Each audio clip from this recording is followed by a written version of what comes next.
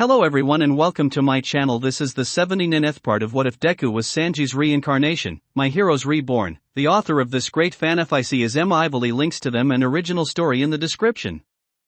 Chapter 79, Heroes Appear. Throughout the areas where nomu were attacking, of course heroes showed up. Including the top 10 heroes. Well, not all of them but many of them. In one area Best Jeanist was fighting them. Thanks to the fact that they wore pants, he was able to capture some of them with his quirk that let him manipulate fibers. Elsewhere, the current number 10 hero gang Orca, a man who not only looked like an orca wearing a suit, he could also do whatever an orca could do. Headshot, a ninja-like hero who could fold and flatten his body like paper.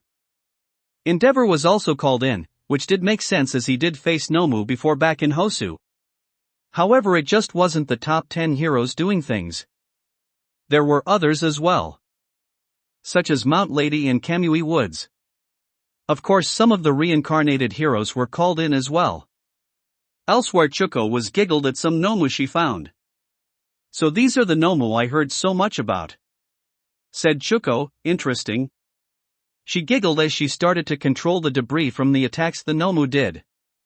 She created the monster she loved so much, which she began to fight the nomu. A nomu tried to attack her from behind. However, suddenly water splashed the ground beneath it and wisteria grew under it, ensnaring it in woody vines. Of course it was Hannah who did it. Thanks, Rosewater, said Chuko. Hannah nodded as they continued to fight.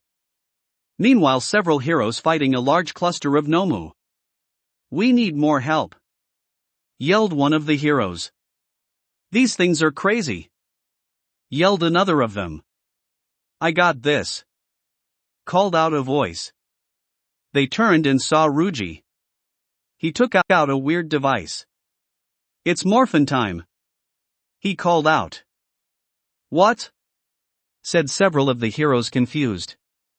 There was a bright flash of light and suddenly Ruji was decked out in a strange outfit. It was green and resembled spandex. There were white parts like the gloves and boots, and there was a golden shield over his chest and a green helmet completely covered his head. This was one of his Power Ranger forms he had. What the? Yelled one of the other heroes. What just happened? Asked another.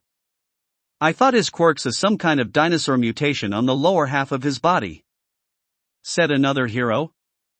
He got hit by Priestess and remember his past life, said another hero who heard the story. He managed to regain the abilities of his past life. Amazing, said one of the heroes. Wait a second, said one of the other heroes. Where did he tail go? Ruji sighed at that. Look, I know, it's just weird sometimes, sighed Ruji. Meanwhile, Sito was also fighting them in his hybrid form, going for the necks. However, suddenly Yuzu showed up with a large crystal hammer and smashing one in the head.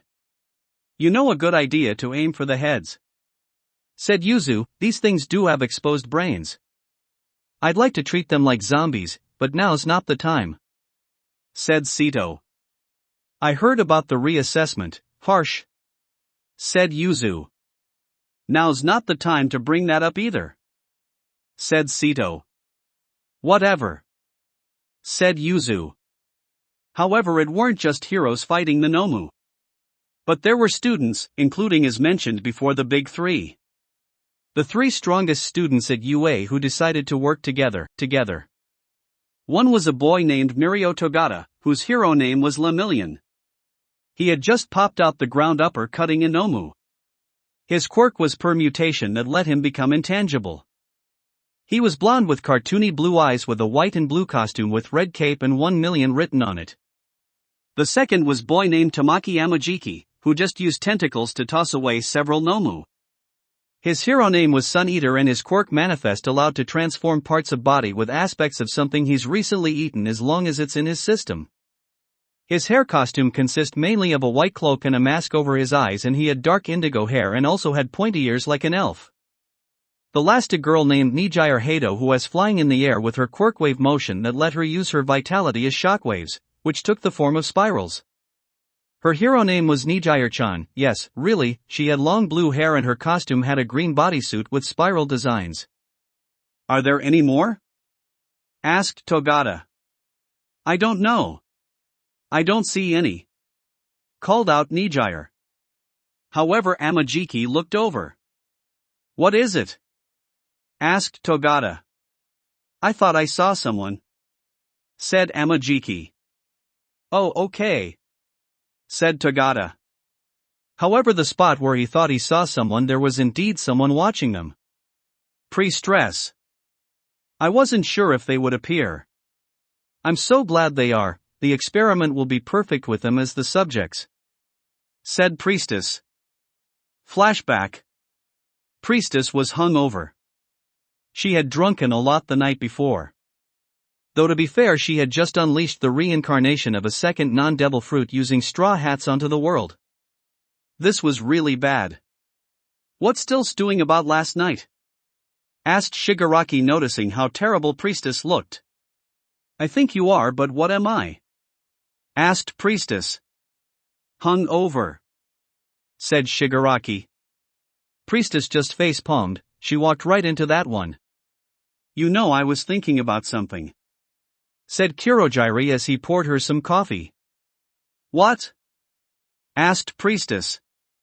How many UA alumni have you gone after? Asked Kurojiri. Priestess blinked, she racked her brain.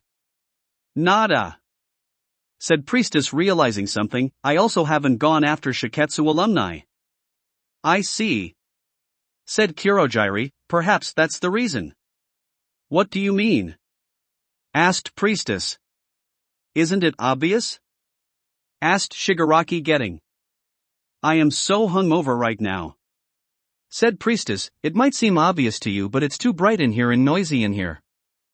The bar is barely lit, said Shigaraki. You've never been hungover, have you? Asked Priestess. Shigaraki didn't answer. I bet you just drink energy drinks all day, muttered Priestess.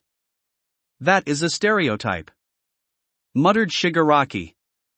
I have a theory, said Kurojiri, stopping their bickering. What? Asked Priestess. You think it's possible that UA attracts strong souls? Asked Kurojiri. Maybe. I never thought about it, but maybe the stats are skewed due to going after weaker heroes, said Priestess. You know, I'm starting to make new plans and there's a good chance you might be able to go after more UA students, said Shigaraki. As a test. I might want to avoid that class again, unless I have to use them again, muttered Priestess, but I have heard things about older students. Whatever your new plans are, if they lure out the strongest students of UA, then I'll think I'll got after them. As a test, if they have strong souls, then that means my stats are skewed. If they don't, well, that's less future heroes we have to worry about, said Priestess. And so the plans were being made on what to do when the time came. End of flashback. Priestess watched as the big three fought, waiting for the perfect chance to hit at least one of them. After all, taking out the top 3 hero students of UA would be one of the biggest blows of this attack. Well, unless they have strong souls, that is. That will be it for this part. I hope everyone enjoyed. If you did, please leave a like and comment if you want part 80. If you want to hear more from me, subscribe. I hope to see you all in the next one.